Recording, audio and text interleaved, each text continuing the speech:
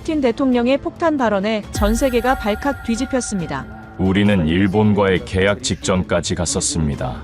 하지만 고민 끝에 계약을 파기하기로 결정했습니다. 대신 우리는 끝까지 믿음을 보내줬던 대한민국과 함께 하기로 했습니다. 실시간으로 중계된 푸틴의 충격 발표. 세계는 경악했습니다. CNN, NHK, BBC 등 전 세계 주요 언론들은 연일 특종 기사를 쏟아내고 있습니다. 도대체 무슨 일이 벌어진 걸까요? 러시아를 움직인 대한민국의 비밀. 지금 시작합니다.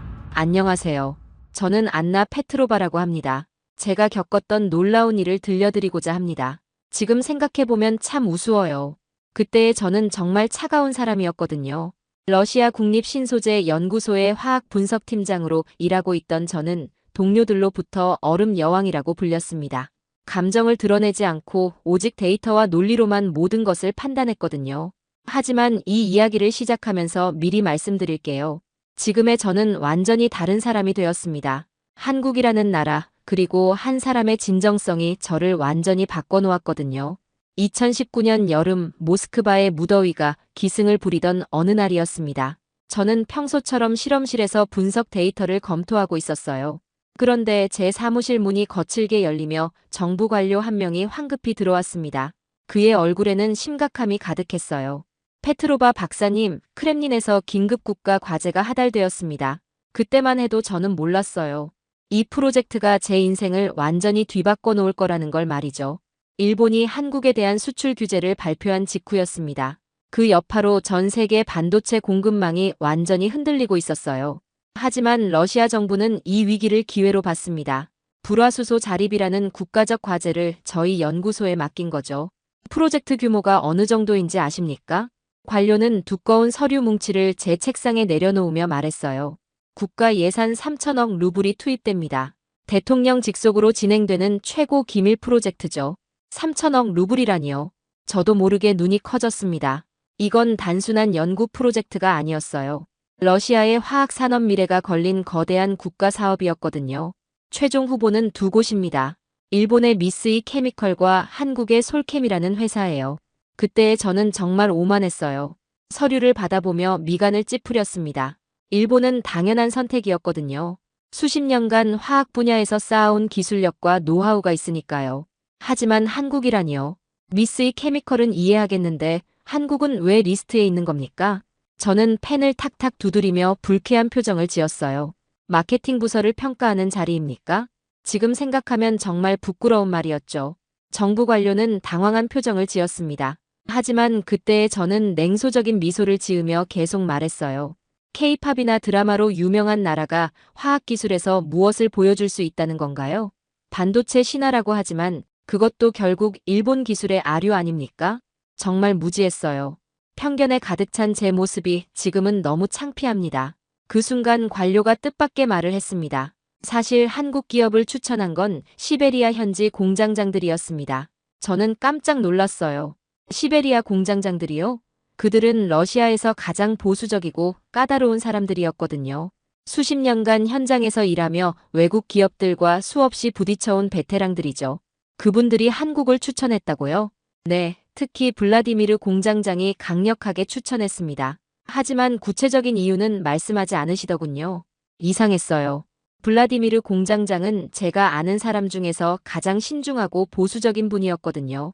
그분이 한국 기업을 추천했다는 건 뭔가 특별한 이유가 있다는 뜻이었죠. 그때의 저에게 한국은 근본 없는 나라였습니다. 화려한 포장과 마케팅으로 모든 것을 해결하려는 실체 없는 사상 누각 같은 존재였어요. 제가 존경하는 일본은 달랐거든요. 묵묵히 기초과학에 투자하며 장인 정신을 키워온 진정한 과학의 나라였습니다. 사실 저에게는 아픈 기억이 있었어요. 제 스승이자 아버지 같았던 이고르 교수님 말입니다. 위대한 과학자였던 교수님은 거대 기업의 탐욕과 정치적 계산에 휘말려 모든 것을 잃으셨죠. 기업들은 언론 플레이와 마케팅으로 실패를 포장했고 교수님은 모든 오명을 뒤집어쓰고 학계를 떠나야 했습니다. 그날 밤 저는 이고르 교수님의 마지막 말을 떠올렸어요. 안나야, 과학자는 화려한 포장이 아닌 진실을 추구해야 한다.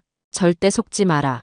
그 일 이후로 저는 화려한 포장과 실체 없는 마케팅을 병적으로 혐오하게 되었어요. 과학은 순수해야 하고 진실해야 하니까요. 그래서 한국에 대한 제 편견은 더욱 확고해졌습니다. 페트로바 박사님이 이 프로젝트의 총 책임자입니다. 객관적이고 공정한 평가를 부탁드립니다. 관료는 마지막으로 한 가지 더 말했어요. 참고로 이번 결정은 크렘린에서 직접 모니터링합니다. 대통령님께서도 관심을 가지고 계시죠. 그 말을 듣는 순간 등골이 오싹해졌어요. 이건 정말 국가의 명운이 걸린 프로젝트였거든요. 관료가 떠난 후 저는 창밖을 바라보며 생각에 잠겼습니다. 러시아의 미래가 걸린 중요한 프로젝트죠. 하지만 그때 제 마음속에는 이미 결론이 나 있었어요. 일본이 당연한 선택이고 한국은 어떻게 논리적으로 탈락시킬 것인가가 문제였습니다. 제 사무실에는 어떤 장식품도 없었어요. 오직 책과 논문, 분석 장비만이 가득했죠. 저는 그 차가운 공간에서 한국 기업의 약점을 찾기 시작했습니다. 하지만 지금 돌이켜보면 정말 어리석었어요. 왜 시베리아 공장장들이 한국을 추천했을까요? 그때는 몰랐지만 이것이 제 인생을 바꿔놓을 거대한 반전의 시작이었습니다. 다음 날 아침, 저는 한국 기업 솔켈의 기술 자료를 검토하기 시작했습니다. 제 마음속에는 이미 결론이 정해져 있었어요. 한국 기업의 허점을 찾아서 논리적으로 탈락시키는 것이었죠. 드미트리 솔켈 자료를 가져와 제 팀의 신세대 연구원인 드미트리에게 말했습니다. 28살의 젊은 화학자였어요. 모스크바 대학 출신으로 똑똑하지만 아직 현실을 모르는 순진한 면이 있었죠. 네, 박사님. 이미 1차 분석을 마쳤습니다. 드미트리가 두꺼운 파일을 들고 왔어요. 그런데 그의 표정이 이상했습니다. 뭔가 당황스러워하는 것 같았어요. 어떤가? 예상대로 부풀려진 수치들이 많았지? 저는 자신만만하게 물었습니다. 하지만 드미트리의 대답은 제 예상과 완전히 달랐어요. 박사님, 이건 정말 믿을 수가 없습니다. 드미트리가 눈을 빛내며 보고했어요. 솔켈의 불화수소 순도 99.99999% 달성률이 98.7%입니다. 그리고 공정 불량률이 0.001%예요. 저는 펜을 들던 손을 멈췄습니다. 뭔가 잘못 들은 것 같았어요. 뭐라고? 다시 말해봐. 99.99999% 순도를 98.7% 확률로 달성한다는 겁니다. 이건 거의 이론상의 수치예요. 박사님, 이건 마케팅이 아니라 마법입니다. 드미트리의 목소리에는 흥분이 가득했어요. 하지만 저는 그의 말을 믿을 수 없었습니다. 드미트리, 정신 차려. 샘플 몇 개 성공한 걸로 부풀린 수치겠지. 저는 차갑게 일축했어요. 양산 수율 데이터를 가져와. 그리고 지난 3년간의 품질 관리 기록도 함께. 하지만 드미트리는 포기하지 않았습니다. 박사님, 이미 확인했습니다. 지난 3년간 월 평균 생산량이 500톤이고 품질 클레임이 단 한 건도 없었어요. 그 순간 제 머릿속이 하얘졌습니다. 월 500톤 생산에 품질 클레임이 없다고요? 이건 정말 말이 안 되는 수치였어요. 그럼 제조 비용은 어떤가? 분명 일본보다 비쌀 거 아냐? 저는 다른 약점을 찾으려고 했습니다. 아니요, 박사님. 일본 대비 85% 수준입니다. 게다가 납기일도 30% 단축이 가능하다고 하네요. 드미트리가 말할 때마다 제 얼굴은 점점 굳어갔어요. 이럴 수가 없었습니다. 한국 기업이 일본보다 좋을 리가 없었거든요. 설비 투자 규모는 일본의 60% 수준이면 충분하다고 합니다. 기존 설비 활용도가 높아서요. 이제 정말 할 말이 없었습니다. 더 저렴하고 더 빠르고 더 정확하다니요. 이건 있을 수 없는 일이었어요. 그때 제 옆에 있던 다른 연구원 알렉세이가 끼어들었습니다. 박사님, 저도 궁금해서 유럽 화학업계 쪽 동료들에게 물어봤는데요. 뭘 물어봤는데? 솔켈에 대해서요. 독일 바스프에서 일하는 친구가 말하더군요. 솔켈은 유럽에서도 인정받는 기업이라고. 제 눈이 커졌습니다. 바스프라니요? 그건 세계 최대 화학기업 중 하나였어요. 정말? 네, 실제로 바스프와도 공급 계약을 맺고 있다고 하더군요. 벌써 5년째요. 이제 정말 당황스러웠습니다. 바스프 같은 까다로운 회사가 5년간 거래를 유지한다는 건 정말 실력이 있다는 뜻이었거든요. 하지만 저는 아직 포기할 수 없었어요. 그래도 뭔가 함정이 있을 거야. 한국 기업들은 초기에만 좋은 조건을 제시하고 나중에 바가지를 씌우는 경우가 많거든. 그런데 드미트리가 또 다른 자료를 꺼냈습니다. 박사님, 이것도 보세요. 솔켈의 재무제표입니다. 재무제표? 네, 지난 10년간 매출이 꾸준히 성장했고 부채 비율도 안정적이에요. 그리고 연구개발비 투자 비율이 매출의 15%나 됩니다. 매출의 15%를 연구개발에 투자한다고요? 이건 정말 놀라운 수치였어요. 대부분의 화학회사들이 5%도 투자하기 어려워하는데 말이죠. 혹시 정부 지원금이 많이 들어가는 건 아닌가? 아니요, 순수 자체 자금입니다. 정부 지원은 전체의 10%도 안 돼요. 이제 정말 할 말이 없었습니다. 제가 찾으려던 한국 기업의 약점들이 하나도 발견되지 않았어요. 오히려 장점만 계속 나오고 있었죠. 그때 드미트리가 마지막으로 한마디 더 했습니다. 박사님, 제가 개인적으로 가장 놀란 건 따로 있어요. 뭔데? 솔켈 연구진의 논문 발표 실적입니다. 지난 5년간 네이처, 사이언스급 저널에 15편이나 게재했어요. 네이처와 사이언스라니요. 이건 과학자라면 누구나 꿈꾸는 최고 권위의 학술지였어요. 일반 기업 연구진이 그런 저널에 논문을 게재한다는 건 정말 대단한 일이었죠. 저는 의자에 몸을 맡기며 깊은 한숨을 쉬었습니다. 제가 한국을 탈락시키기 위해 찾던 약점들이 하나도 발견되지 않았어요. 오히려 일본보다 더 뛰어난 부분들만 계속 나오고 있었죠. 하지만 저는 여전히 인정하고 싶지 않았습니다. 드미트리, 이 모든 자료들이 정말 신뢰할 만한 거야? 네, 박사님. 제3자 검증기관의 인증도 받았고 국제표준도 모두 통과했습니다. 그 순간 제 머릿속에서 이고르 교수님의 목소리가 들렸어요. 안나야, 과학자는 데이터 앞에서 겸손해야 한다. 편견은 진실을 가린다. 하지만 저는 아직 받아들일 준비가 되어 있지 않았습니다. 한국이 일본보다 뛰어나다는 걸 인정한다는 건 제 모든 신념을 뒤엎는 일이었거든요. 일단 오늘은 여기서 마무리하자. 내일 추가 검토를 해보겠어. 저는 그렇게 말하며 자리를 떴습니다. 하지만 마음속 깊은 곳에서는 작은 균열이 생기기 시작했어요. 일주일 후 드디어 기술 브리핑 날이 왔습니다. 모스크바 중심가에 있는 고급 호텔 회의실에서 진행되었어요. 러시아 정부 관계자들과 저희 연구진, 그리고 두 회사 대표단이 모두 참석했죠.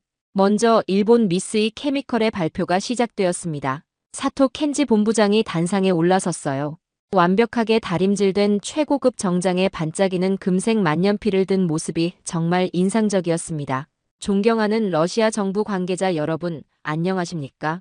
사토 켄지의 유창한 영어가 회의실을 가득 채웠어요. 발음 하나하나가 완벽했고 손짓 하나까지도 계산된 것 같았죠.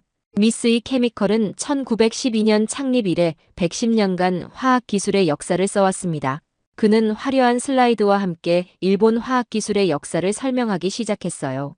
노벨 화학상 수상자들의 사진이 나오고 세계 최초로 개발한 기술들의 목록이 이어졌습니다. 우리의 불화수소 기술은 양자역학의 원리에 기반한 분자 설계부터 시작합니다. 양자역학까지 인용하다니요. 저도 모르게 고개를 끄덕였어요. 역시 일본은 달랐습니다. 기술에 대한 철학과 깊이가 있었어요. 110년간 축적된 노하우와 일본 장인 정신의 결합. 이것이 미쓰이 케미컬의 경쟁력입니다. 사토 켄지의 발표는 정말 완벽했어요. 세련된 그래프와 도표들이 화면을 장식했고 모든 데이터가 논리적으로 연결되어 있었죠. 참석자들도 모두 진지한 표정으로 듣고 있었습니다. 45분간의 발표가 끝났을 때 회의실에는 박수가 터져나왔어요. 저도 솔직히 감탄했습니다. 역시 일본이라는 생각이 들었어요. 이제 한국 솔켈의 차례였습니다. 그런데 뭔가 이상했어요. 단상에 오른 사람은 깔끔한 정장 차림이 아니었습니다. 작업복 같은 옷을 입은 중년 남성이었어요. 안녕하십니까? 솔켈 생산기술부 강인철입니다. 투박한 러시아어였어요. 문법도 틀리고 발음도 어색했습니다. 저는 속으로 고개를 저었어요. 벌써부터 격차가 나는 것 같았거든요. 강인철 부장은 노트북 대신 낡은 수첩 하나를 꺼냈습니다. 표지가 해지고 모서리가 닳아버린 정말 오래된 수첩이었어요. 저는 화려한 발표는 못합니다. 그냥 제가 20년간 기록한 것들을 보여드리겠습니다. 회의실이 조용해졌어요. 사람들이 서로 눈치를 보기 시작했습니다. 이런 중요한 자리에서 낡은 수첩이라니요. 강인철 부장은 수첩을 펼쳐 보였어요. 페이지마다 손글씨로 빼곡히 적혀 있었습니다. 숫자들과 그래프들, 그리고 한글로 된 메모들이 가득했어요. 이건 2003년 첫 번째 실패 기록입니다. 온도를 2도 잘못 맞춰서 전체 배치가 망가졌어요. 그는 담담한 목소리로 말했습니다. 여기는 2007년 기록이고요. 압력 조절을 실패해서 또 망가졌습니다. 그때 정말 많이 울었어요. 저는 당황했어요.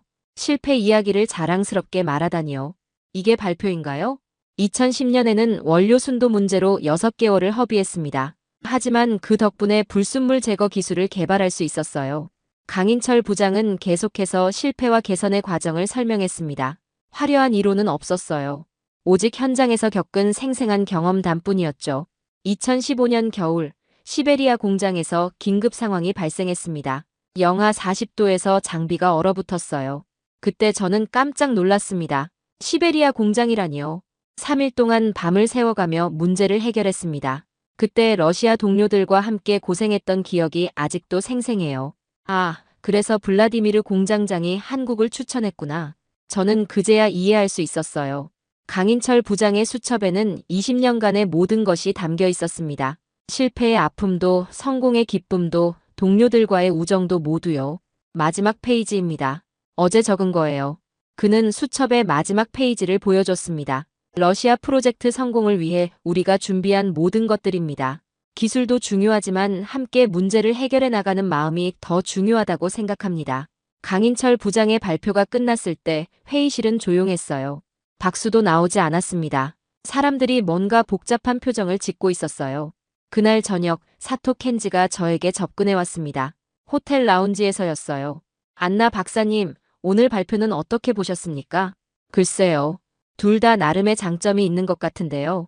저는 애매하게 대답했습니다. 사실 마음속으로는 여전히 일본이 앞서 있다고 생각했거든요. 강 부장님 같은 분의 열정은 정말 존경스럽습니다. 사토 켄지가 부드러운 미소를 지으며 말했어요. 하지만 안나 박사님, 국가 프로젝트는 열정만으로는 안 되지 않겠습니까? 시스템과 역사, 그리고 검증된 기술력이 필요하죠. 그의 말에는 묘한 설득력이 있었어요. 안나 박사님 같은 순수 과학자께서는 이해하시겠지만 비즈니스는 결국 신뢰할 수 있는 파트너를 선택하는 겁니다. 사토 켄지는 강인철 부장을 직접 비판하지는 않았어요. 하지만 그의 말 속에는 분명한 메시지가 담겨 있었습니다. 한국은 아직 부족하다는 거였죠. 저는 그날 밤 호텔방에서 혼자 생각에 잠겼습니다. 화려한 만년필과 낡은 수첩, 완벽한 이론과 투박한 경험담. 과연 어느 쪽이 러시아에게 더 필요한 걸까요? 하지만 그때의 저는 아직 모르고 있었어요. 진짜 중요한 건 화려한 포장이 아니라는 걸 말이죠. 일주일 후, 저는 최종 보고서 작성을 위해 시베리아에 위치한 실제 생산 공장 부지를 방문했습니다. 모스크바에서 비행기로 4시간을 날아가야 하는 외딴 지역이었어요. 영하 20도의 혹독한 추위가 저를 맞이했죠. 현지 공장장인 블라디미르가 공항에서 저를 마중 나왔습니다. 거친 수염에 큰 덩치의 전형적인 시베리아 남자였어요. 그런데 그가 차 안에서 뜻밖의 말을 했습니다. 박사님, 혹시 한국 회사에 대해 어떻게 생각하십니까? 저는 조심스럽게 대답했어요. 글쎄요, 아직 평가 중입니다. 왜 그러시죠? 블라디미르는 잠시 망설이더니 입을 열었습니다. 몇 년 전 우리 공장 설비에 큰 문제가 생겼을 때 말입니다. 그의 목소리에는 특별한 감정이 담겨 있었어요. 일본 회사들은 매뉴얼만 이메일로 보내줬습니다. 전화 상담은 유료였고 현장 출장은 별도 계약이라더군요. 저는 고개를 끄덕였어요. 그런 일은 흔한 일이었거든요. 하지만 그때 출장 와 있던 한국의 다른 회사 엔지니어들은 달랐습니다. 블라디미르의 눈이 반짝였어요. 자기들 일도 아닌데 밤새 우리와 함께 기름때를 묻혀가며 기계를 고쳐줬습니다. 공구도 빌려주고 심지어 본국에서 부품까지 급히 공수해줬어요. 저는 놀랐습니다. 그런 일이 있었다니요. 돈을 받으려고 했습니까? 아니요, 한 푼도 받지 않았습니다. 그냥 어려우니까 도와주는 거라고 하더군요. 그때 정말 감동받았어요. 블라디미르는 잠시 침묵하더니 다시 말했습니다. 박사님, 저는 30년간 이 일을 해왔습니다. 수많은 외국 회사들과 일해봤어요. 하지만 한국 사람들 같은 의리는 처음 봤습니다. 공장에 도착해서 설비를 둘러보는데 또 다른 놀라운 이야기를 들었어요. 현지 러시아 기술자 이반이 저에게 말했습니다. 박사님, 한국 엔지니어들은 정말 특별해요. 우리가 실수해도 절대 화내지 않아요. 그래요? 네, 오히려 왜 실수했는지 함께 분석하고 재발 방지책을 같이 만들어줘요. 일본 기술자들은 실수하면 바로 보고서에 적어서 본사로 보내버리는데 말이죠. 이반의 말에 다른 러시아 직원들도 고개를 끄덕였어요. 한국 사람들은 우리를 동등한 파트너로 대해줘요. 기술을 가르쳐줄 때도 아래로 보는 게 아니라 진짜 가족처럼 해줍니다. 저는 점점 혼란스러워졌어요. 제가 알고 있던 한국과는 너무 달랐거든요. 그날 오후 공장 회의실에서 블라디미르와 단둘이 이야기할 기회가 있었습니다. 공장장님, 솔직히 말씀해 주세요. 왜 한국을 추천하신 겁니까? 블라디미르는 찻잔을 들며 깊은 한숨을 쉬었어요. 박사님, 저에게는 아들이 하나 있습니다. 군복무 중에 사고로 다리를 다쳤어요. 그런 일이. 한국 회사 직원이 그 소식을 듣고는 개인적으로 한국 최고 병원을 소개해줬습니다. 치료비까지 도와주려고 했어요. 물론 저희가 정중히 거절했지만요. 블라디미르의 목소리가 떨렸습니다. 그때 깨달았어요. 이 사람들은 비즈니스 파트너가 아니라 진짜 친구구나 하고요. 저는 말문이 막혔어요. 이런 인간적인 이야기는 어떤 기술 자료에도 나와 있지 않았거든요. 공장장님, 하지만 기술적인 측면에서는 어떻게 평가하십니까? 박사님, 제가 이 일을 30년 했다고 했죠? 기술은 배울 수 있어요. 하지만 마음은 배울 수 없습니다. 블라디미르가 창 밖을 바라보며 말했어요. 추운 시베리아에서 일하려면 따뜻한 마음이 필요해요. 한국 사람들에게는 그런 마음이 있어요. 그날 저녁 공장 직원들과 함께 저녁을 먹는 자리가 있었습니다. 러시아 전통 요리가 가득한 식탁에서 한 젊은 기술자가 말했어요. 박사님, 저희 공장에 한국 드라마를 좋아하는 직원들이 많아요. 정말요? 네, 처음에는 그냥 재미로 봤는데요. 보다 보니 한국 사람들의 정이 느껴져요. 가족을 위해 희생하고 친구를 위해 헌신하는 모습들 말이죠. 다른 직원이 거들어 말했습니다. 그래서 한국 회사와 일할 때도 편하네요. 드라마에서 보던 그 따뜻함이 실제로도 있거든요. 저는 그제야 깨달았어요. 제가 한국에 대해 무시했던 것들, K-팝이나 드라마 같은 것들이 실제로는 러시아 사람들의 마음을 움직이고 있었다는 걸 말이죠.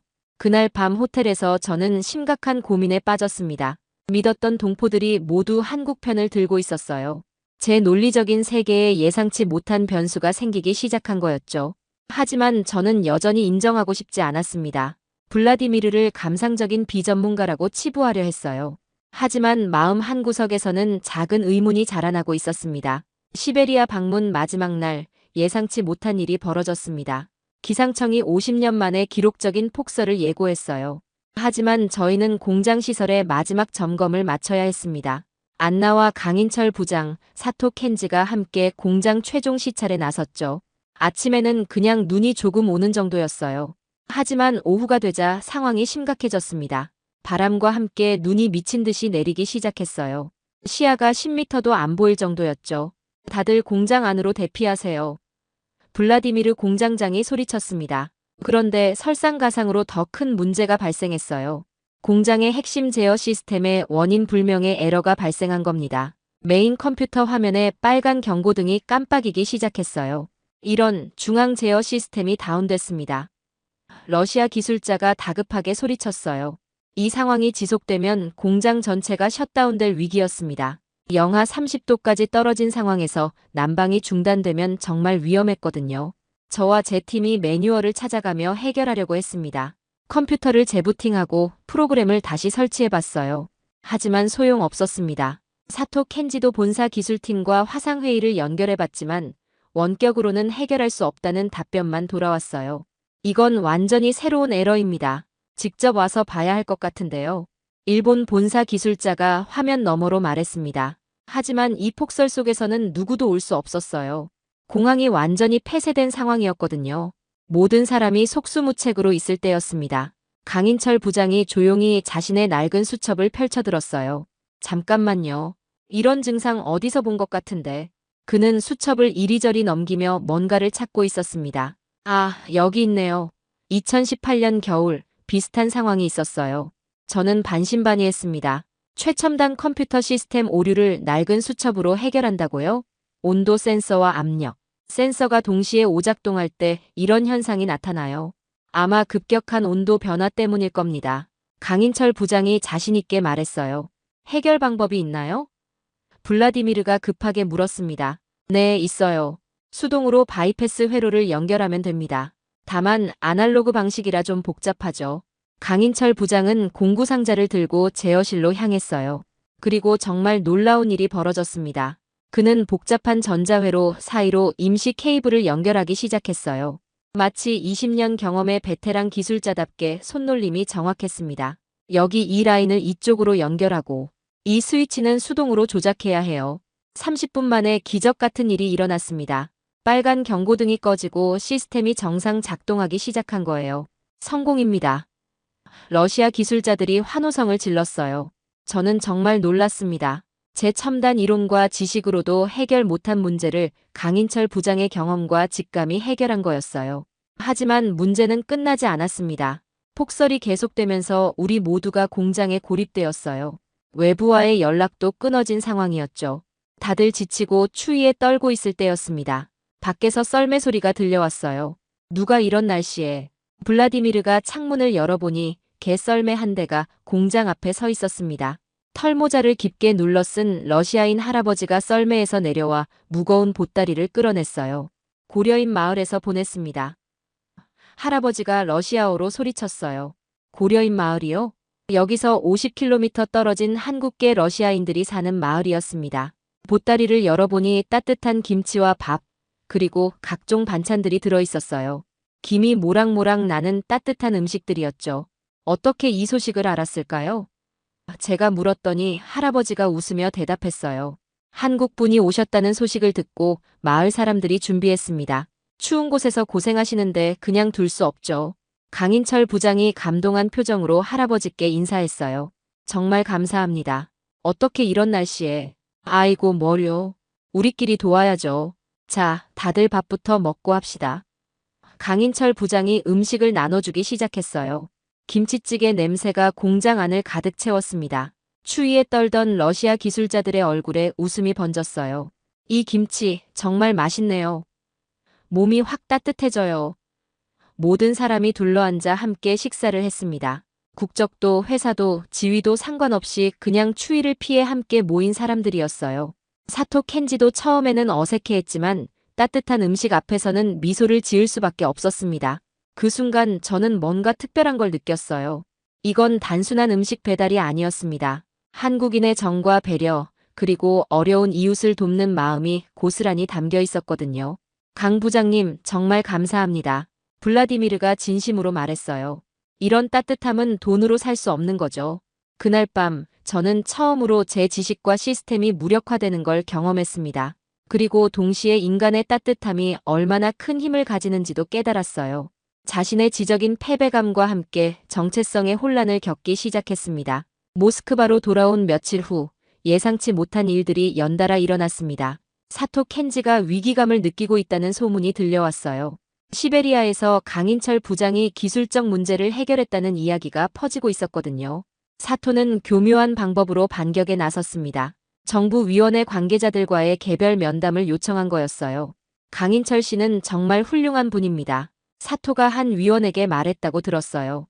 현장 경험이 풍부하고 인간적으로도 존경스러워요. 하지만 뒤에 독이 숨어 있었습니다. 국가 프로젝트의 핵심을 고졸 출신 현장 기술자에게 맡기는 것은 리스크가 크지 않을까요? 혹시 문제가 생겼을 때 국제적으로 어떻게 보일지. 사토는 직접적으로 비판하지 않고 의문을 제기하는 방식을 택했어요. 학벌과 출신을 은근히 부각시키면서 불안감을 조성한 거죠. 물론 인격적으로는 훌륭하지만 대외 신용도 측면에서는 어떨까요? 서구 투자자들이나 국제기관에서 어떻게 평가할지. 이런 식으로 한국 기업의 국제적 위상에 의문을 표했습니다.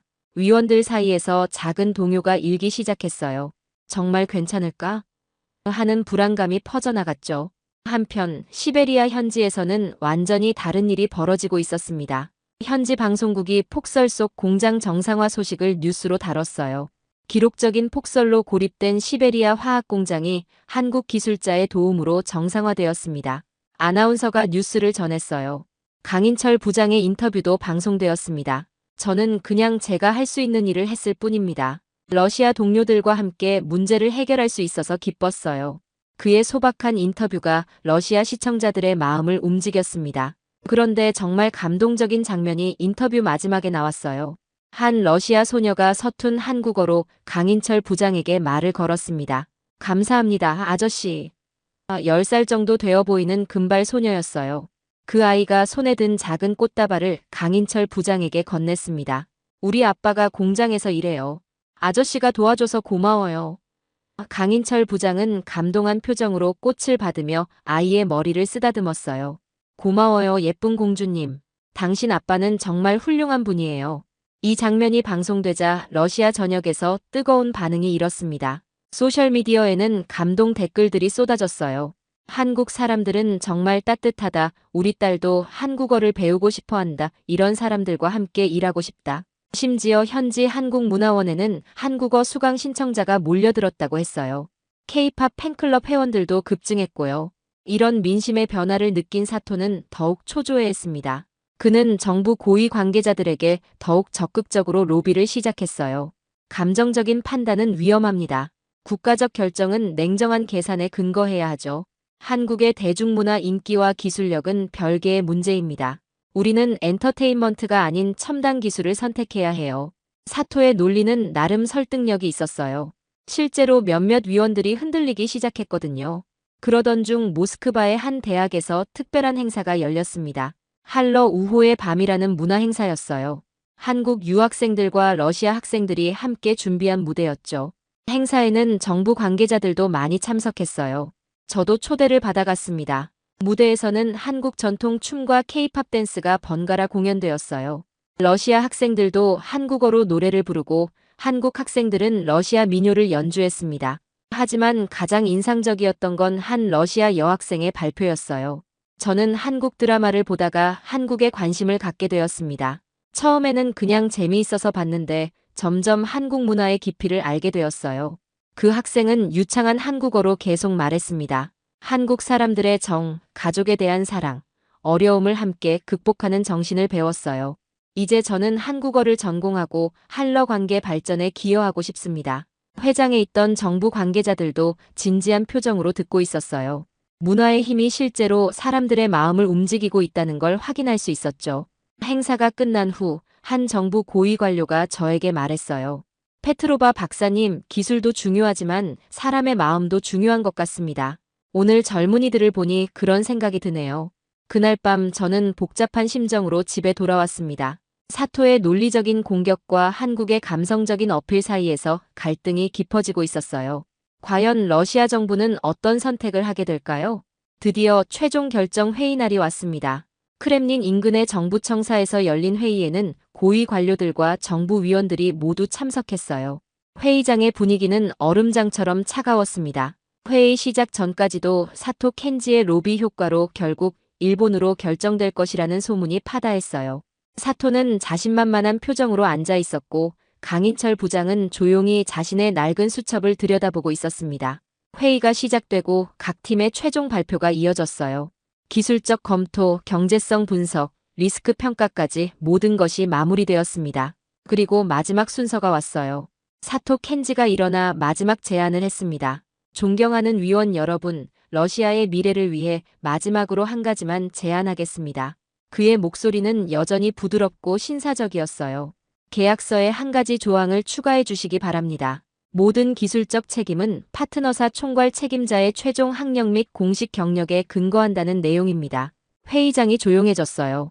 사토는 계속해서 말했습니다. 이는 러시아의 국익을 보호하는 최소한의 안전장치입니다. 만약 문제가 발생했을 때 국제적 신뢰도와 책임 소재를 명확히 하기 위함이죠. 이건 고졸 출신인 강인철 부장을 겨냥한 치명적인 공격이었어요. 아무리 실력이 뛰어나도 학력과 경력이 부족하다는 약점을 파고든 거였죠. 위원들 사이에서 동요가 일기 시작했습니다. 그것도 고려해볼 만하군. 안전장치라는 게 맞는 것 같은데. 일부 위원들이 사토의 제안에 고개를 끄덕이고 있었어요. 강인철 부장의 얼굴이 굳어졌습니다. 그때 저는 더 이상 참을 수가 없었어요. 의자에서 벌떡 일어났습니다. 장내의 모든 시선이 저에게 쏠렸어요. 잠깐만요. 제 목소리가 회의장을 가득 채웠습니다. 모든 사람이 놀란 표정으로 저를 바라봤어요. 평소 조용하고 냉정했던 제가 이렇게 큰 소리를 낸 게 처음이었거든요. 저는 과학자로서 제 아버지와 같았던 스승을 잃었습니다. 저는 천천히 하지만 힘있는 목소리로 말했어요. 이고르 교수님을 몰락시킨 것은 기술의 실패가 아니었습니다. 실력 없는 자들의 화려한 포장과 진실을 덮으려는 비겁한 정치질, 그리고 사람의 가치를 종이 한 장으로 재단하려는 오만함이었습니다. 장내는 숨소리조차 들리지 않았어요. 저는 강인철 부장의 낡은 수첩을 집어들고 단상 위로 올라갔습니다. 저는 방금 사토 씨에게서 제 스승님을 죽음으로 몰고 간 바로 그 추악한 얼굴을 보았습니다. 제 목소리가 점점 커졌어요. 사토의 얼굴이 하얗게 질려갔습니다. 여기 러시아가 신뢰해야 할 진짜 이력서가 있습니다. 저는 강인철 부장의 수첩을 높이 들어올렸어요. 최고급 종이에 인쇄된 학위가 아니라 20년의 땀과 눈물, 정직한 실패와 위대한 성공의 역사가 기록된 바로 이 책입니다. 제 말에 힘이 실렸어요. 그동안 쌓였던 모든 감정이 터져나오고 있었습니다. 러시아의 미래를 맡길 파트너는 위기의 순간에 동료의 등에 칼을 꽂는 자가 아니라 자기 일처럼 밤을 새우며 함께 기름때를 묻히는 바로 이런 사람이어야 합니다. 저의 포효가 회의장을 뒤흔들었어요. 위원들이 숙연한 표정으로 저를 바라보고 있었습니다. 학력이 사람을 평가하는 기준입니까? 그렇다면 저는 지금까지 잘못 살아온 겁니다. 저는 계속해서 외쳤어요. 진정한 전문가는 책상에서 만들어지는 게 아닙니다. 현장에서 실패를 통해 동료와의 신뢰를 통해 만들어지는 겁니다. 사토 켄지는 완전히 기가 죽어 있었어요. 그의 교묘한 계략이 완전히 무너진 거였죠. 잠시 무거운 침묵이 흘렀습니다. 그때 회의를 주재하던 대통령 직속 과학기술위원장이 말없이 자리에서 일어났어요. 회의장 뒤편에 있는 직통 전화기를 들었습니다. 그의 목소리가 모두에게 들렸어요. 각하, 보고 드릴 말씀이 있습니다. 잠시 침묵이 흘렀어요. 예, 그렇습니다. 우리가 찾아야 할 것은 명성이 아니라 영혼이었습니다. 결정이 섰습니다. 위원장이 전화를 끊고 돌아왔어요. 그리고 엄숙하게 발표했습니다. 러시아 연방정부는 한국의 솔케를 최종 파트너로 선정합니다. 회의장에 박수가 터져나왔어요. 강인철 부장은 감격한 표정으로 고개를 숙였습니다. 그날 밤 9시 러시아 국영방송 로시아 24의 메인 뉴스에서 긴급 속보가 나갔어요. 크렘린은 오늘 국가 핵심 과제인 불화수소 자립 프로젝트의 최종 파트너로 일본의 미쓰이 케미컬이 아닌 한국의 솔캠을 선택했다고 공식 발표했습니다. 앵커가 계속해서 전했어요. 드미트리 페스코프 대변인은 이번 결정은 단순한 기술이나 경제성 평가를 넘어 어려울 때 함께할 수 있는 진정한 동반자적 신뢰와 정직성을 최우선으로 고려한 대통령의 최종 결단이라고 밝혔습니다. 이 뉴스는 러시아 전역에 큰 화제가 되었어요. 특히 시베리아 지역 주민들은 환호했습니다. 그들이 직접 경험한 한국인의 따뜻함을 정부가 인정한 거였으니까요. 그날 밤 저는 처음으로 마음의 평화를 느꼈습니다. 제가 지켜온 과학자로서의 신념과 인간으로서의 양심이 드디어 하나가 된 순간이었어요. 1년이 흘렀습니다. 모스크바 외곽의 할러 신소재 융합연구센터가 성공적으로 자리 잡았어요. 저는 그곳의 센터장이 되었습니다. 더 이상 얼음 여왕이 아니었어요. 러시아와 한국의 젊은 과학자들과 스스럼 없이 어울리며 격렬한 토론을 이끌고 때로는 함께 웃고 떠드는 따뜻한 멘토가 되어 있었죠. 연구센터는 예상보다 훨씬 큰 성과를 거두고 있었습니다. 불화수소 생산 기술뿐만 아니라 다양한 신소재 개발에서도 놀라운 결과들이 나오고 있었어요. 한국의 현장 노하우와 러시아의 기초과학이 만나니까 정말 시너지가 대단했습니다. 어느 날 저는 드미트리를 비롯한 젊은 연구원들을 데리고 모스크바 국립역사박물관을 찾았어요. 박물관에서는 새로운 러시아의 심장이라는 이름으로 특별전을 열고 있었거든요. 박사님, 왜 갑자기 박물관에 가자고 하신 거예요? 드미트리가 궁금해하며 물었어요. 가서 보면 알게 될 거야. 저는 미소를 지으며 대답했습니다. 박물관에 들어서니 첨단 무기와 우주선 모형들이 가득한 전시관이 나타났어요. 러시아의 최첨단 기술력을 보여주는 자랑스러운 전시품들이었죠. 하지만 저희의 목적지는 따로 있었어요. 전시관 가장 중앙, 가장 밝은 조명을 받는 곳에 작은 유리관이 하나 있었습니다. 그 안에는 뜻밖의 물건이 전시되어 있었어요. 바로 강인철 부장의 손때 묻고 해진 그 낡은 수첩이었습니다. 드미트리와 다른 연구원들이 깜짝 놀랐어요. 박사님, 이게 뭐예요? 저 수첩이 여기 왜? 저는 유리관 앞 설명판을 가리키며 말했어요. 읽어봐. 설명판에는 이렇게 쓰여 있었습니다. 한 국가의 위대함은 가장 화려한 기술이 아닌 가장 정직한 땀방울에서 비롯된다. 20년간 한 장인이 기록한 이 위대한 역사는 러시아의 새로운 미래를 연 가장 위대한 논문이다. 젊은 연구원들이 숙연한 표정을 지었어요. 그들도 이제 이해하기 시작한 거였죠. 박사님, 정말 대단하네요. 저 수첩이 국립박물관에 전시되다니. 응, 정말 자랑스러운 일이지. 저는 그 앞에서 마치 처음부터 알고 있었다는 듯 평온한 미소를 지었어요. 그 순간 제 머릿속에는 지난 1년간의 기억들이 스쳐 지나갔습니다. 한국 엔지니어들과 함께 밤을 새워가며 연구했던 날들, 김치를 나눠 먹으며 웃고 떠들었던 시간들, 그리고 진정한 동반자가 무엇인지 깨달았던 순간들 말이에요. 여러분, 러시아의 미래는 저 안에 있었습니다. 저는 젊은 제자들을 돌아보며 말했어요. 그리고 우리의 미래 또한 저렇게 써내려가야 합니다. 화려한 포장이 아닌 정직한 기록으로, 거창한 이론이 아닌 현실에 뿌리박은 경험으로 말이에요. 드미트리가 진지한 표정으로 물었어요. 박사님, 처음부터 한국이 선택될 거라고 알고 계셨나요? 저는 고개를 저으며 대답했어요. 아니야. 오히려 처음에는 완전히 반대였어. 하지만 진실은 결국 스스로를 드러내는 법이야. 우리가 해야 할 일은 편견을 버리고 그 진실을 받아들이는 거지. 박물관을 나오면서 한 연구원이 말했어요. 박사님, 이제 정말 이해가 돼요. 과학자는 데이터만 보는 게 아니라 사람도 봐야 한다는 걸요. 맞아. 기술은 결국 사람을 위한 거니까. 그리고 사람과 사람 사이의 신뢰가 가장 강력한 기술이야. 그날 저녁 연구센터에서 할러 공동연구팀 회식이 있었어요. 강인철 부장도 한국에서 출장을 와 있었죠. 강 부장님, 축하드려요. 박물관에 전시되다니 정말 대단해요. 러시아 연구원들이 진심으로 축하했어요. 강인철 부장은 쑥스러워하며 대답했어요. 아이고, 뭐요. 그냥 제가 해온 일을 기록한 것뿐인데 과분해요. 아니에요. 정말 자랑스러운 일이에요. 그 자리에서 저는 마지막으로 한마디 했어요.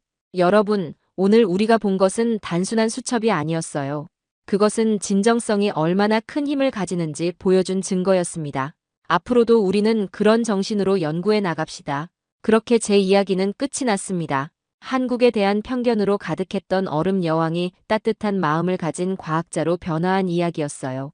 그리고 이 모든 변화는 한 사람의 진정성과 20년간의 정직한 기록에서 시작되었습니다. 지금도 모스크바 박물관에는 그 낡은 수첩이 전시되어 있어요. 수많은 러시아 사람들이 그 앞에서 감동을 받고 있습니다. 그리고 한국에 대한 새로운 인식을 갖게 되죠. 이것이 바로 제가 겪었던 놀라운 이야기입니다. 감사합니다. 이야기가 재밌으셨다면 구독과 좋아요 한 번씩 부탁드리겠습니다. 영상 제작에 큰 힘이 됩니다. 일본 정부의 폭탄 발언에 전 세계가 숨을 멈췄습니다. 얼마 전 우리는 한국과 솔로몬 제도 문자 보급을 두고 치열한 경쟁을 펼쳤습니다. 우리는 가타카나가 세계 최고의 문자라고 확신했지만 대한민국 한글의 우수성에 완벽하게 패배하고 말았습니다. 실시간으로 중계된 일본 정부의 한마디. 일본인 전체가 큰 충격에 빠졌습니다. CNN, NHK, BBC 등 주요 언론들은 한글을 비교하는 특집 기사를 연일 쏟아내고 있습니다. 그보다 더 충격적인 것은 솔로몬 제도가 끝이 아니었다는 것입니다. 전 세계 곳곳에서 한글을 도입해야 한다는 목소리가 나오고 심지어 일본의 시골 마을에서는 언어 취약계층을 위해 이미 한글 보급을 실시하고 있다고 합니다. 도대체 왜 일본어가 아닌 대한민국에 한글이어야만 했을까요? 한글이어야만 했던 진짜 이유. 지금부터 시작합니다. 그 전에 딱 1초만 투자하셔서 영상 제작에 큰 힘이 되는 구독과 좋아요 버튼 꼭 부탁드리겠습니다. 안녕하세요. 저는 타나카 미즈키입니다. 도쿄대학교 언어학과를 수석으로 졸업하고 일본 국제교류기금에서 최연소 팀장으로 일하고 있어요. 하지만 제 진짜 정체성은 따로 있습니다. 저는 오직 제 할아버지의 복수를 위해 살아가고 있거든요. 2025년 7월 1일, 비가 내리는 도쿄의 아침이었습니다. 사무실 책상 위에는 운명을 바꿀 기획서가 놓여 있었죠. 대동아 문화공영의 새로운 장 남태평양에 심는 야마토의 정신이라는 제목이 적혀 있었어요. 완벽했습니다. 완벽해야만 했어요. 이것은 단순한 업무가 아니었거든요. 갑자기 15년 전 기억이 저를 덮쳤습니다. 왜 하필 지금일까요? 마치 운명이 저를 시험하는 것 같았어요. 병실에 코를 찌르는 소독약 냄새가 생생하게 되살아났습니다. 그 차갑고 무기질한 냄새 말이에요. 텔레비전에서는 요란한 꽹과리 소리가 터져나오고 있었어요.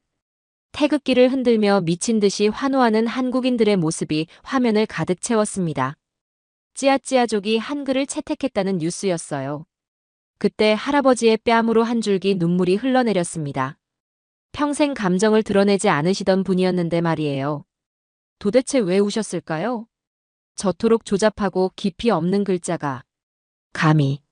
할아버지의 목소리가 떨리고 있었어요. 분노와 절망이 뒤섞인 그 음성을 저는 평생 잊을 수 없습니다. 손바닥에는 차가운 땀이 촉촉했어요. 한국인들은 예부터 저랬다. 진득한 독창성 없이 시류의 편승에 이득을 취하는 전 MB 같은 근성. 가슴이 찢어지는 것 같았습니다. 제가 그토록 존경하던 할아버지, 일본 언어학계의 거장이셨던 타나카 겐지 교수님이 무너져 내리고 계셨거든요. 할아버지는 평생을 바쳐 완벽한 문자 체계를 연구하셨어요. 세상의 모든 소리를 담을 수 있는 이상적인 글자를 만들려고 하셨죠. 그런데 그 모든 노력이 한순간에 무너져 버린 거예요. 도대체 무슨 일이 벌어진 걸까요? 왜 할아버지는 그토록 절망하셨을까요? 저는 떨리는 손으로 할아버지의 눈물을 닦아드렸습니다. 그 순간 마음속 깊은 곳에서 무언가가 타오르기 시작했어요. 뜨겁고 격렬한 감정이 온몸을 휩쓸었습니다. 할아버지, 저들이 할아버지의 평생을 모욕하게 두지 않겠습니다. 저 경박한 나라의 진정한 품격과 압도적인 국력의 차이가 무엇인지 제가 증명해 보이겠어요. 그 맹세가 제 삶의 전부가 되었습니다. 도쿄대학교 언어학과 석사 수석 졸업도 일본 국제교류기금 최연소 팀장도 검은색 정장을 입고 완벽함을 추구하는 제 모든 일상도 모든 것이 이 순간을 위한 준비였어요. 솔로몬 제도에서 한국과의 정면 승부. 이것은 단순한 프로젝트가 아니었습니다. 할아버지의 명예를 되찾고 한국의 코를 납작하게 만들 성전이었어요. 비는 여전히 창문을 두드리고 있었습니다. 저는 기획서를 꼭 쥐며 다짐했죠. 이번만큼은 절대 지지 않겠다고. 하지만 그때의 저는 전혀 몰랐습니다. 이 복수가 얼마나 어리석은 것인지, 그리고 앞으로 만날 그 사람이 제 모든 것을 뒤바꿔 놓을 것이라는 사실을 말이에요. 일주일 후, 저는 솔로몬 제도의 뜨거운 땅을 밟고 있었습니다. 공항에서 나오는 순간 후덥지근한 공기가 저를 덮쳤어요. 도쿄의 깔끔한 공기와는 완전히 달랐죠. 하지만 저는 준비되어 있었습니다. 완벽하게 말이에요. 가방 안에는 일본 문자의 우수성을 증명할 모든 자료가 들어 있었어요. 히라가나와 가타카나의 효율성을 보여주는 통계, 일본 경제 성장과 문자 보급의 상관관계를 분석한 논문, 그리고 솔로몬 제도에 제공할 경제 지원 패키지까지. 이번만큼은 완벽했습니다. 한국이 무슨 수를 써도 이길 수 없을 정도로 말이에요. 솔로몬 제도 주정부 청사로 향하는 길, 저는 마음속으로 작전을 다시 점검했어요. 먼저 경제적 지원을 약속하고 일본 문자 시스템의 학습 효율성을 데이터로 증명하는 것. 그리고 결정적으로 일본 문화의 깊이와 품격을 보여주는 것이었죠. 청사 앞에 도착했을 때 저는 잠깐 멈춰 섰습니다. 낡은 건물이었어요. 페인트가 벗겨진 벽면, 녹슨 간판. 이곳이 정말 제가 승부를 벌일 무대일까요? 회의실 문을 열고 들어갔습니다. 또각또각 제 구두 소리가 후덥지근한 공기를 가르며 울렸어요. 안녕하십니까? 저는 완벽한 일본식 예법으로 인사했습니다. 주지사 조셉 로코가 앞에 앉아 있었어요. 깊은 주름이 패인 얼굴, 거친 손, 하지만 날카로운 눈빛이었습니다. 일본 국제교류기금에서 나온 타나카 미즈키입니다. 저희가 제안드릴 문자 보급 시스템은 세계에서 가장 효율적이며 동시에 연간 500만 달러 규모의 교육 지원을 약속드립니다. 주지사의 눈빛이 조금 달라졌어요. 역시 경제적 지원이 핵심이었습니다. 그때였어요. 회의실 문이 열리며 누군가 들어왔습니다. 아니, 정확히는 한 무리의 사람들이 들어온 거죠. 맨 앞에 서 있던 남자가 저를 보며 깊숙이 허리를 숙였어요. 처음 뵙겠습니다. 유창한 일본어였습니다. 그런데 억양이 어딘가 이상했어요. 서울대학교에서 온 한지훈입니다. 한국인이었어요. 심장이 쿵쾅거렸습니다. 드디어 진짜 적을 만났구나 싶었거든요. 그런데 더 충격적인 것은 그 다음에 나온 말이었어요. 타나카 겐지 교수님의 손녀분을 직접 뵙게 되어 영광입니다. 뭐라고요? 이 남자가 어떻게 할아버지를 알고 있는 거죠? 교수님의 초기 논문은 제게도 큰 가르침을 주었습니다. 특히 음성학적 접근법에 관한 연구는 정말 훌륭했어요. 소리와 문자의 상관관계를 분석한 1987년 논문은 아직도 인용되고 있죠. 순간 제 온몸이 얼어붙었습니다. 이 한국인 남자가 제 할아버지의 이름을, 그것도 구체적인 연구 내용까지 너무나 자연스럽게 언급했어요. 마치 오래전부터 연구해온 것처럼 말이죠. 어떻게 감히 할아버지의 학문을? 분노가 치밀어 올랐습니다. 하지만 더 당황스러운 건 그의 태도였어요. 전혀 적대적이지 않았거든요. 오히려 진심으로 존경하는 표정으로 저를 바라보고 있었어요. 실례지만 혹시 교수님께서 남기신 후기 연구 노트를 보신 적이 있으신지요? 한지훈이 조심스럽게 물었습니다. 그 노트에는 정말 놀라운 통찰들이 담겨 있을 텐데요. 특히 문자의 본질에 대한 철학적 고민들이요. 제 손이 떨리기 시작했어요. 이 남자는 도대체 뭘까요? 왜 할아버지의 연구에 대해 이렇게 자세히 알고 있는 거죠? 심지어 제가 모르는 부분까지 언급하고 있었어요. 주지사 로코가 우리를 번갈아 바라보며 말했습니다. 두 분 모두 오신 것을 환영합니다. 이제 본격적인 논의를 시작해 볼까요? 우리 아이들에게 가장 좋은 문자가 무엇인지 판단해야 하니까요. 저는 억지로 미소를 지으며 대답했어요. 물론입니다. 일본 문자 시스템의 과학적 우수성을 증명해 보이겠습니다. 하지만 마음속은 완전히 다른 생각으로 가득했습니다. 이 한지훈이라는 남자, 그는 단순한 경쟁자가 아니었어요. 그때는 몰랐지만 한지훈은 더 위험한 존재였습니다. 이틀 후 본격적인 문자 교육이 시작되었습니다. 저는 자신만만했어요. 최첨단 태블릿과 디지털 교육 시스템을 준비해왔거든요. 일본의 기술력과 체계적인 교육 방식을 보여줄 완벽한 기회였습니다. 교실에 들어서자 아이들이 호기심 어린 눈으로 저를 바라봤어요. 8명의 아이들, 나이는 6세부터 10세까지였죠. 안녕하세요, 여러분. 저는 밝게 웃으며 인사했습니다. 오늘부터 여러분은 아름다운 일본 문자를 배우게 될 거예요. 히라가나와 가타카나는 세상에서 가장 효율적인 문자랍니다. 태블릿을 켜고 체계적으로 준비한 커리큘럼을 시작했어요. 먼저 기본 히라가나부터 그 다음 가타카나, 그리고 실생활 단어들까지. 완벽한 순서였죠. 아이들도 처음에는 신기해했어요. 반짝이는 화면, 예쁜 애니메이션. 모든 것이 계획대로였습니다. 그런데 문제는 30분 후에 시작되었어요. 맨 앞에 앉은 여자아이가 손을 들었습니다. 이름이 리아라고 했어요. 8살짜리 꼬마였죠. 선생님, 제 이름을 써보고 싶어요. 좋아요, 리아. 저는 태블릿의 가타카나로 리아를 써서 보여줬어요. 일본식으로 표기한 리아였죠. 그런데 리아의 표정이 이상해졌습니다. 이게 제 이름이에요? 맞아요. 일본어로는 이렇게 써야 해요. 하지만 이건 리아가 아니에요. 제 이름은 리이아거든요. 순간 저는 당황했습니다. 솔로몬제도 현지 언어에는 L 발음이 있었어요. 하지만 일본어에는 그런 의미 없죠. L과 R을 구분할 수 없었거든요. 아니야, 리아. 일본어로는 이렇게 써야 한다니까. 제가 다시 설명하려는데 리아가 고개를 저었어요. 이건 내 이름이 아니에요. 갑자기 리아의 눈에서 눈물이 터져 나왔습니다. 이건 내 이름이 아니라고요. 왜 내 이름을 바꿔요? 다른 아이들도 웅성거리기 시작했어요. 자기 이름을 써보려던 아이들이 하나둘 같은 문제에 부딪혔거든요. 토마라는 토마라가 될 수 없었어요. 일본식 표기로 바뀌어야 했죠. 리을 발음이 2개 연속으로 나오는 신라라는 이름은 아예 표현할 방법이 없었어요. 교실 뒤에서 누군가 지켜보고 있다는 느낌이 들었습니다. 돌아보니 주지사 로코가 서 있었어요. 그의 얼굴이 점점 굳어지고 있었습니다.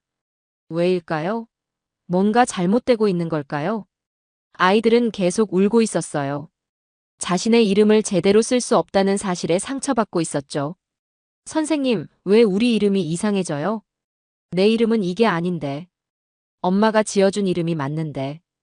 교실 안이 아수라장이 되었습니다. 저는 어떻게 해야 할지 몰랐어요.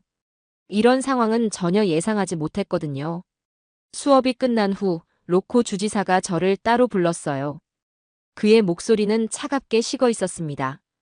미즈키 팀장님. 네, 주지사님. 오늘 수업을 지켜봤습니다. 로코 주지사의 눈빛이 날카로워졌어요. 내 아버지는 우리 말을 썼다는 이유로 영국인에게 채찍을 맞았습니다. 식민지 시절에 말이죠. 갑자기 분위기가 무거워졌어요. 이 이야기가 왜 나오는 걸까요? 오늘 나는 내 아버지의 눈물을 다시 봤습니다. 로코 주지사가 천천히 말을 이어갔어요. 당신들의 글자는 우리 아이들의 이름을 지워버리는군요. 우리 아이들이 자신의 정체성을 포기하게 만들고 있어요. 가슴이 뜨끔했습니다. 설마 그런 뜻이었을까요? 하지만 주지사님, 이것은 교육입니다. 더 나은 미래를 위한. 더 나은 미래요? 로코 주지사의 목소리에 분노가 섞여 들어갔어요. 자신의 이름조차 제대로 쓸 수 없는 아이들에게 무슨 미래가 있겠습니까? 이것은 교육이 아닙니다. 또 다른 지배입니다. 그 순간 제가 지금까지 뭘 하고 있었는지 깨달았어요. 저는 그저 일본 문자의 우수성만 생각했지, 정작 이 아이들의 마음은 전혀 고려하지 않았던 거예요. 밤이 되어 숙소로 돌아가는 길, 저는 혼란스러웠습니다. 분명히 제 계획은 완벽했어요. 일본 문자가 최고라고 생각하며 살아왔는데, 아이들의 울음을 본 뒤 모든 것이 무너진 기분이었습니다. 그때 한국팀 숙소 쪽에서 아이들의 웃음소리가 들려왔어요. 뭐가 그렇게 재미있는 걸까요? 한지우는 어떤 방식으로 가르치고 있는 걸까요? 호기심이 생겼습니다. 아니, 정확히는 불안함이었어요. 혹시 저보다 더 나은 방법이 있는 건 아닐까요? 하지만 그때의 저는 몰랐습니다. 내일 목격하게 될 장면이 제 모든 신념을 뒤흔들어 놓을 것이라는 사실을 말이에요. 그날 밤 저는 잠들 수 없었습니다. 리아의 눈물이 계속 머릿속에 맴돌았어요. 그 아이가 이건 내 이름이 아니에요. 라고 울부짖던 모습이 자꾸만 떠올랐죠. 새벽 4시가 되어서야 포기하고 침대에서 일어났습니다. 이렇게 잠 못 이루는 밤은 처음이었어요. 숙소 밖으로 나와 바닷가를 걸었습니다. 파도 소리가 들려왔어요. 그런데 어디선가 아이들의 웃음소리가 섞여 들어왔습니다. 이 시간에 아이들이 왜? 소리가 나는 쪽으로 걸어갔어요. 한국팀 숙소 근처였습니다. 담장 틈새로 살짝 들여다봤죠. 그리고 저는 충격을 받았어요. 한지훈이 흙바닥에 무릎을 꿇고 앉아 있었거든요. 정장 바지가 더러워지는 것도 신경 쓰지 않은 채 말이에요. 그의 앞에는 어제 울던 리아를 포함해 여러 아이들이 둘러앉아 있었어요. 자, 리아. 내 이름을 한글로 써볼까? 한지훈이 부드럽게 말했습니다.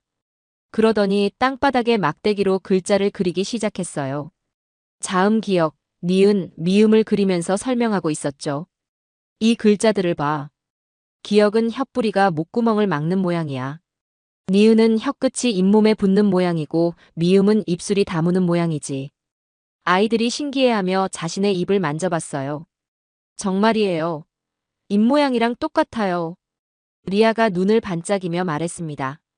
그럼 이제 리아의 리을 소리를 만들어 볼까?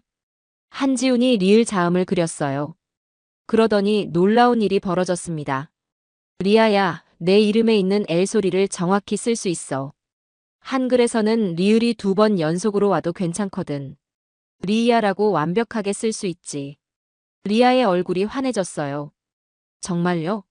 내 진짜 이름을 쓸 수 있다고요? 물론이지. 한글은 내가 낼 수 있는 모든 소리를 글자로 만들 수 있어. 저는 전율했습니다. 언어학자로서 저는 즉시 깨달았어요. 이것은 단순한 교육이 아니었습니다. 인간의 가장 본질적인 소리와 형태를 연결하는 경이로운 수준의 과학이자 철학이었어요. 한지훈은 계속 설명했습니다. 세종대왕은 모든 사람이 쉽게 배울 수 있는 글자를 만들고 싶어 했어. 그래서 사람의 입모양을 보고 글자를 만들었지. 가장 과학적이면서도 가장 인간적인 방법으로 말이야. 아이들이 까르르 웃으며 자신의 이름을 써보기 시작했어요. 신라, 토마라 모든 아이들의 이름이 완벽하게 표현되고 있었습니다. 어떤 소리도 빠뜨리지 않고 어떤 발음도 바꾸지 않고 말이에요. 와, 내 이름이 정말 예뻐요. 이 글자가 내 목소리랑 똑같아요. 아이들의 환호성이 새벽 공기를 가득 채웠습니다. 저는 담장에 기대어 서서 이 모든 장면을 지켜봤어요. 가슴이 뛰고 있었습니다. 무서울 정도로 빨리 말이에요. 제가 평생 추구해온 완벽한 문자 체계가 바로 여기 있었어요. 할아버지가 그토록 찾으려 했던 이상적인 글자가 이미 500년 전에 만들어져 있었던 거죠. 어떻게 이런 일이 가능할까요? 한지훈이 아이들과 함께 웃고 있는 모습을 보며 저는 깨달았습니다. 제가 지금까지 알고 있던 모든 것이 틀렸을지도 모른다는 사실을요. 일본 문자의 효율성, 체계적인 교육 시스템, 그 모든 것이 이 한 장면 앞에서는 무의미해 보였어요. 진짜 위대한 것은 복잡한 시스템이 아니라 사람의 마음을 이해하는 것이었습니다. 아이들의 정체성을 지켜주는 것이었어요. 저는 조용히 숙소로 돌아갔습니다. 하지만 잠은 더욱 오지 않았어요. 머릿속에는 온통 한 가지 생각뿐이었습니다. 내가 지금까지 뭘 하고 있었던 걸까? 정말 일본 문자가 최고라고 믿었던 내 확신은 대체 뭐였을까? 그리고 더 무서운 생각이 들었어요. 혹시 할아버지도 이런 순간이 있으셨을까? 자신의 모든 믿음이 흔들리는 그런 순간 말입니다. 하지만 이것은 시작에 불과했습니다. 진짜 충격은 아직 남아 있었거든요. 다음 날 아침, 저는 급하게 도쿄로 전화를 걸었습니다. 할아버지의 유품을 모두 항공편으로 보내주세요. 지금 당장요. 목소리가 떨리고 있었어요. 어젯밤 본 장면이 계속 머릿속을 맴돌았거든요. 사흘 후 소포가 도착했습니다. 할아버지의 연구 노트들, 논문 초고들, 그리고 오래된 만년필까지. 모든 것이 15년 전 그대로였어요. 저는 숙소방에서 하나씩 뜯어보기 시작했습니다. 첫 번째 노트. 1960년대 연구 기록들이었어요. 젊은 시절 할아버지의 야심찬 계획들이 빼곡히 적혀 있었죠. 세상의 모든 소리를 담을 완벽한 문자를 만들겠다. 인류 역사상 가장 과학적인 표기 체계를 구축하겠다. 할아버지의 글씨체가 또렷하고 힘찼어요. 두 번째 노트. 1970년대 기록들. 점점 복잡해지는 이론들, 끝없이 이어지는 수식들.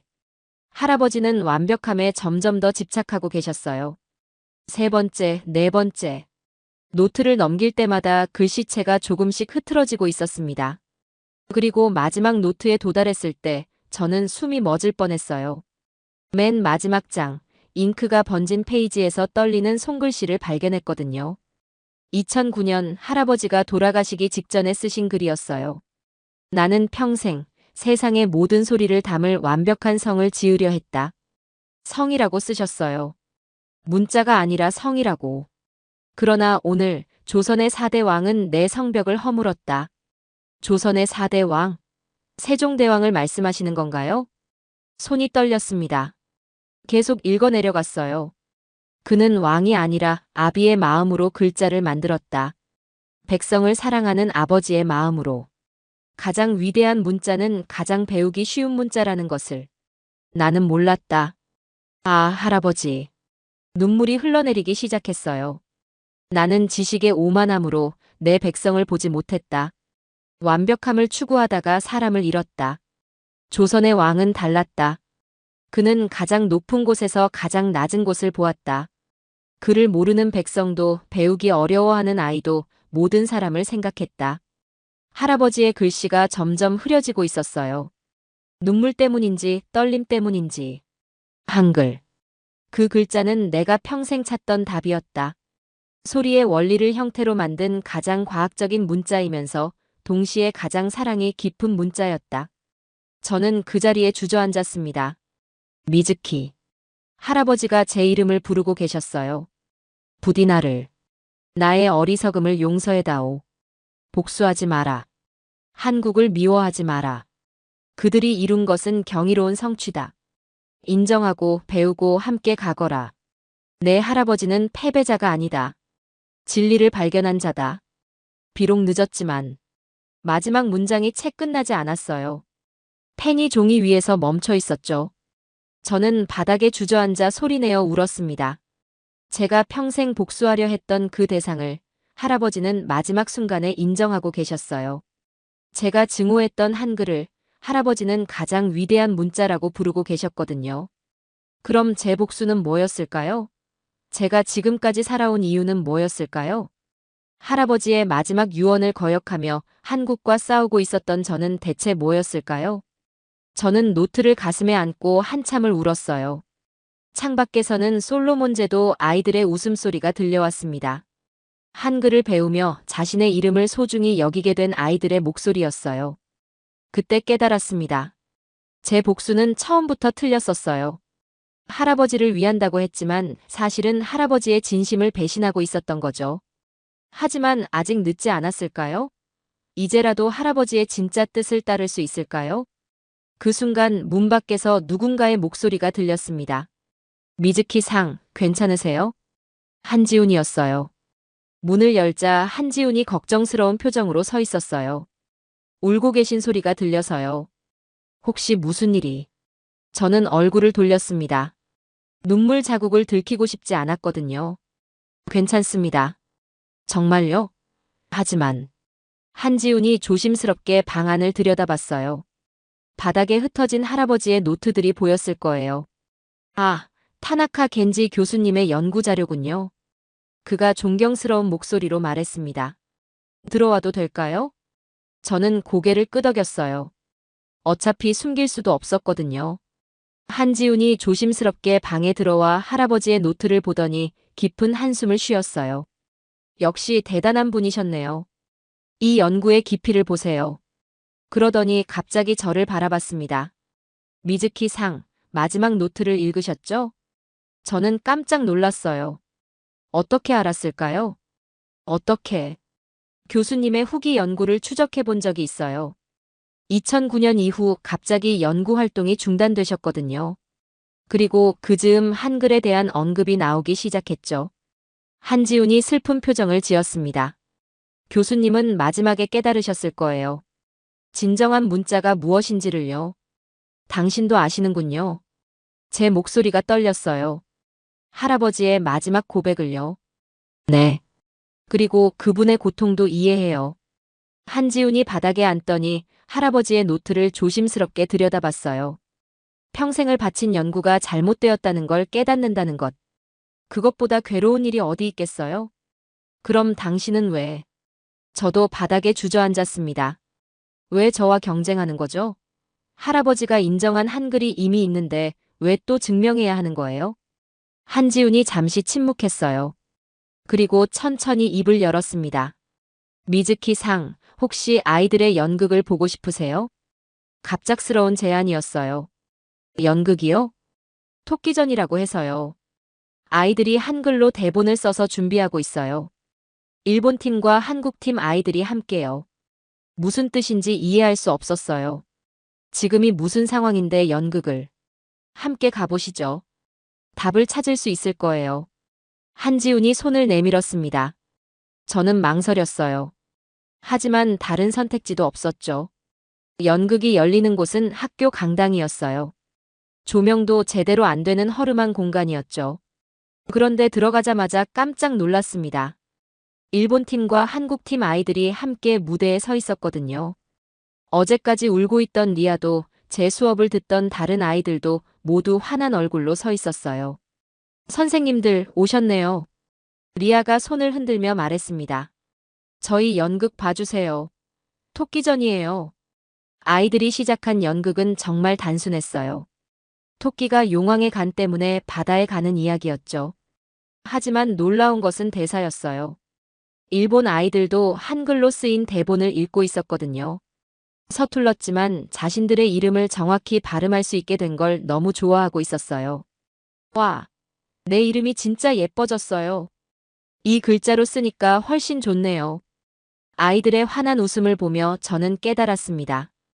이것이 할아버지가 원했던 모습이었구나. 문자가 사람을 나누는 것이 아니라 사람을 하나로 만드는 것.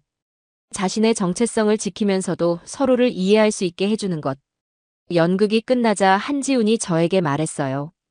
미즈키 상, 타나카 겐지 교수님은 자신의 한계를 깨닫고도 그것을 인정할 용기가 없으셨을 거예요. 학자의 자존심이란 그런 것이니까요. 하지만 당신은 다릅니다. 한지훈의 목소리가 따뜻했어요.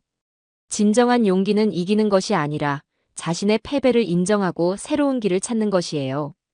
할아버지의 진짜 뜻을 따르는 것이죠. 그의 말이 제 마음에 스며들었어요. 그때 깨달았습니다. 이 남자는 저를 이기려 한 게 아니었어요. 저를 구하려 했던 거였죠.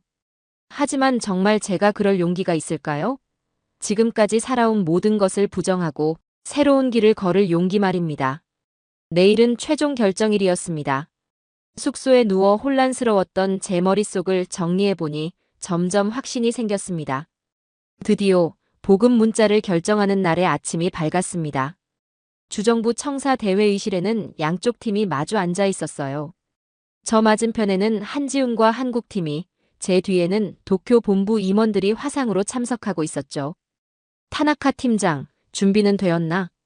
화면 속 전무이사의 날카로운 목소리가 들렸어요. 네, 완벽하게 준비되었습니다. 저는 대답했지만 손바닥에는 차가운 땀이 맺혀 있었어요. 주지사 로코가 앞에 앉아 최종 결정을 기다리고 있었습니다. 그의 표정은 진지했어요. 이 결정이 솔로몬 제도 아이들의 미래를 좌우할 것이라는 걸 알고 있었거든요. 그럼 일본 팀부터 최종 발표를 해주세요. 로코 주지사가 말했습니다.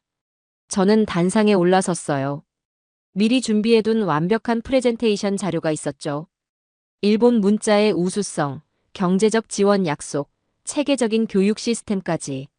하지만 마이크를 잡는 순간 갑자기 할아버지의 마지막 글이 떠올랐어요. 복수하지 마라. 한국을 미워하지 마라. 진리를 발견한 자가 되어라. 그리고 어제 본 아이들의 환한 웃음이 생각났습니다. 자신의 진짜 이름을 쓸 수 있게 된 기쁨, 서로 다른 나라 아이들이 함께 연극하며 보여준 순수한 우정. 저는 준비된 원고를 내려다봤어요. 그리고 조용히 그것을 반으로 찢었습니다. 타나카 팀장, 뭐라는 거야?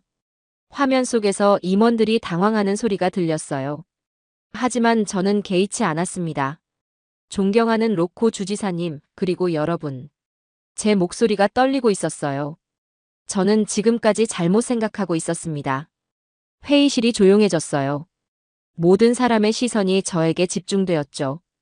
일본은 가장 효율적인 문자를 제안했습니다. 하지만 한국은 가장 위대한 철학을 보여주었어요. 타나카, 지금 뭘 하는 거야? 도쿄에서 고함 소리가 들렸지만 저는 계속했습니다. 문자는 지배하는 권력이 아니라 끌어안는 사랑이어야 한다는 것을 배웠어요. 한지훈을 바라봤습니다. 그가 놀란 표정으로 저를 보고 있었어요. 저는 제 라이벌이자 스승인 한지훈 선생님께 배웠습니다.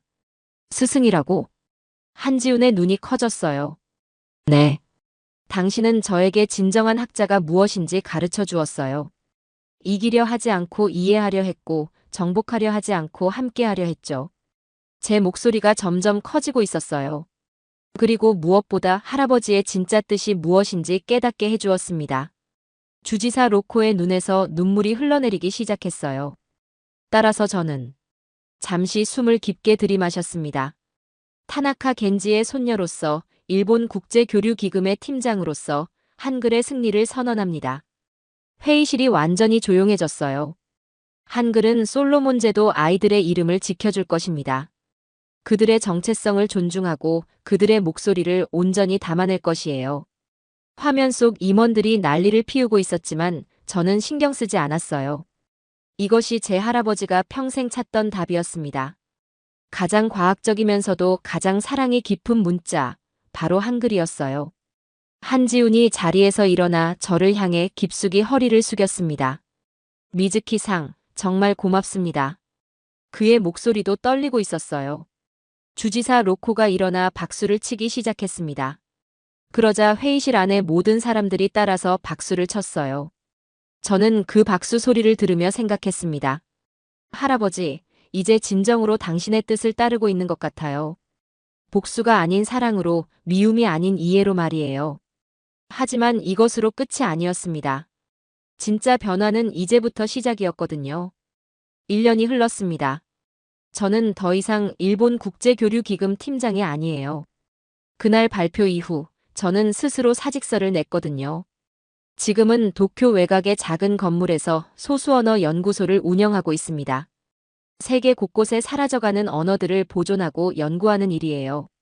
할아버지가 정말 원했던 일이라고 생각해요. 어느 가을날 오후 택배가 하나 도착했습니다. 발신인은 한지훈이었어요. 소포를 열어보니 2권의 책이 들어있었어요.